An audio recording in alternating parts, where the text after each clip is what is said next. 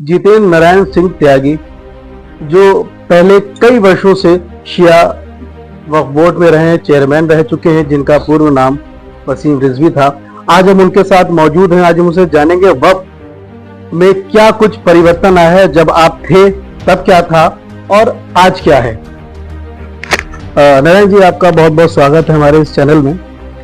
और मैं ये जानना चाहूंगा कि आपने जो पहले आप इसके चेयरमैन थे और अब क्या कुछ इसमें परिवर्तन आया है। देखिए, मैंने 12 साल वक्फ बोर्ड को चलाया और मेरे ऊपर कुछ मुल्लाओं ने बहुत इल्जामात लगाए और शिया कौम ने हमारे खिलाफ एक गुस्सा पैदा किया।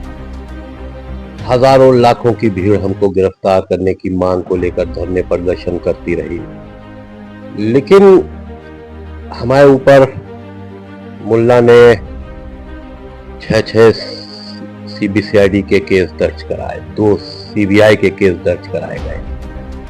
ना सीबीआई के केसेस में किसी में भी हम दोषी साबित नहीं हुए और कहीं से ये साबित नहीं हो पाया कि हमने वक्फ बेचे या वक्फ में कहीं ना कहीं खुर्द-बुर्द की।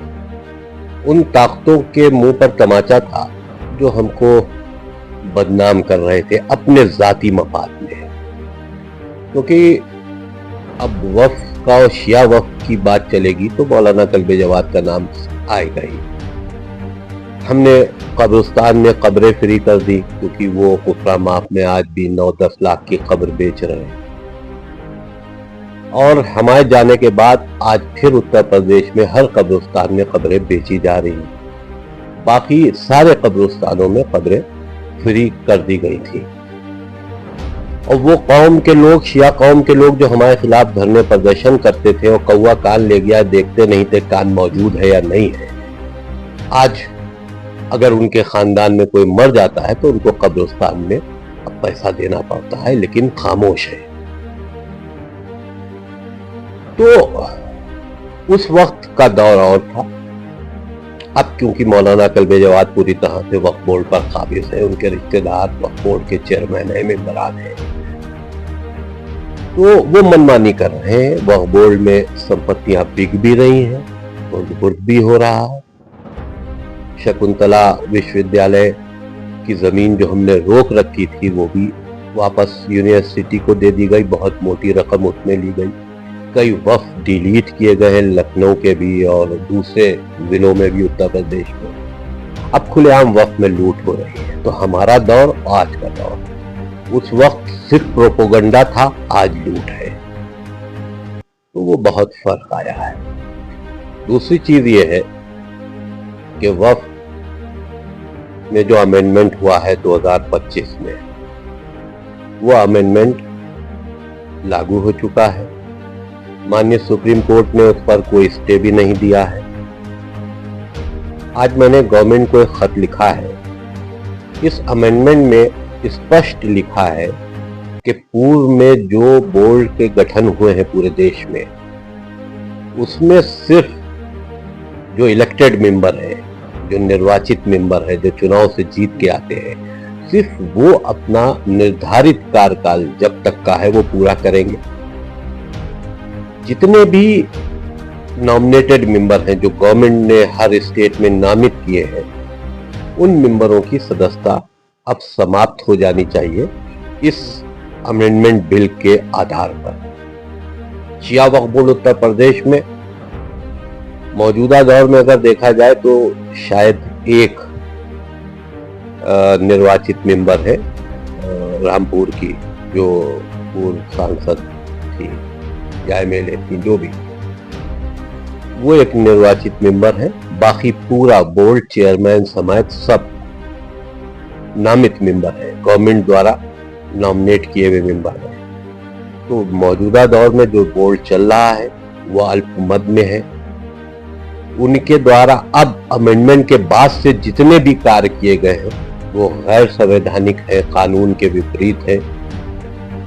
और मुख्य कार्यपालक अधिकारी जो शिया वक्फ बोर्ड के हैं, उनको इस बात का संज्ञान लेना चाहिए, क्योंकि वो गवर्नमेंट की तरफ से अपॉइंट किए जाते हैं कि जब से ये अमेंडमेंट लागू हुआ है तब से वक्फ बोर्ड, शिया वक्फ बोर्ड खास करके जितने भी ऑर्डर या ऐसे सेकुलर पास किए हैं मीटिंग में या जो मीटिंग हुई है वो उन सदस्यों के द्वारा की गई हैं जिनकी सदस्यता अब समाप्त हो चुकी है।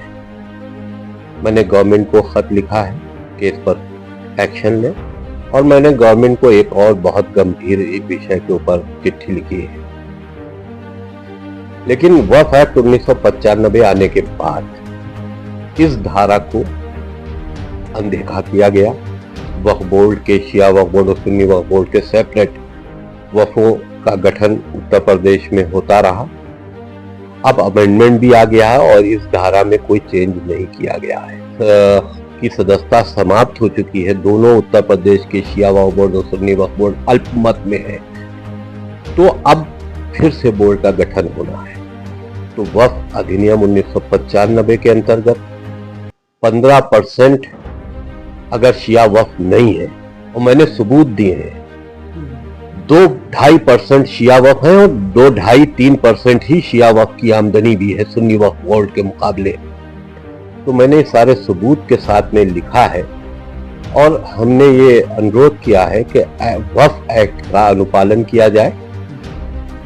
ऐसा नहीं हो सकता ना, वक्फ एक्ट में कुछ धाराओं को आप चुन लीजिए और कुछ को आप इग्नोर कर दीजिए। अगर आपको वक्फ एक्ट के हिसाब से कोई बोर्ड का गठन या कोई कार्रवाई करनी है तो वो एक्ट में दिए गए प्राविधानों के अनुसार ही करनी होगी।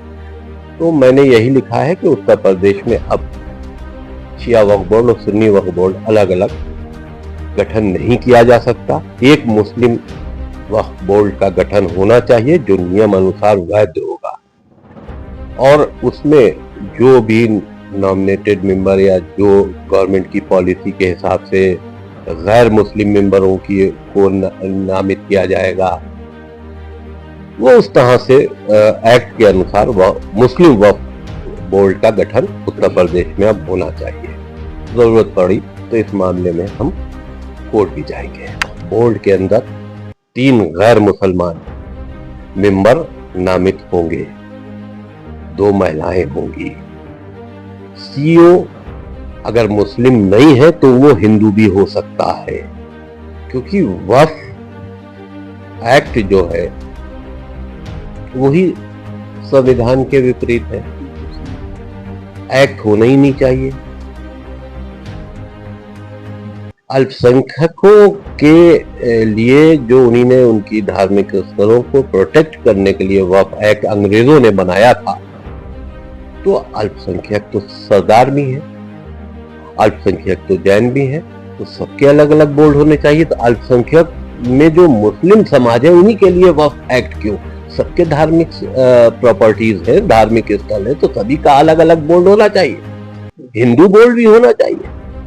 तो एक्ट जो बना है, देखिए वक्फ शरीयत का नाम है, इस्लामिक मान्यता वक्फ को दी जाती है, क्योंकि भारत में एक मुल्क जो संविधान के ऊपर चलता है, उस संविधान में वक्फ के नाम से कोई चीज अलग नहीं बनाई जा सकती।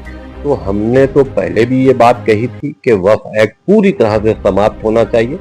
जैसे और धार्मिक स्थल जो गैर मुस्लिमों के धार्मिक स्थल है, चाहे गुरुद्वारा हो, चाहे क्रिश्चियंस का हो, चाहे वो हिंदुओं का हो, उनकी एक अपनी कमेटी होती है जिसको मान्यता एडमिनिस्ट्रेशन देता है। उसमें जिला अधिकारी या कमिश्नर जो भी उसको मान्यता देता है, उसके अधीन उन ट्रस्टों का, उन धार्मिक स्थलों का संचालन होता है। वैसे मुस्लिम जितने भी इबादत गाह हैं, जितने भी धार्मिक स्थल हैं, उन सब का संचालन जो है वो जिला एडमिनिस्ट्रेशन की देखरेख में और उनके हिसाब से होना चाहिए।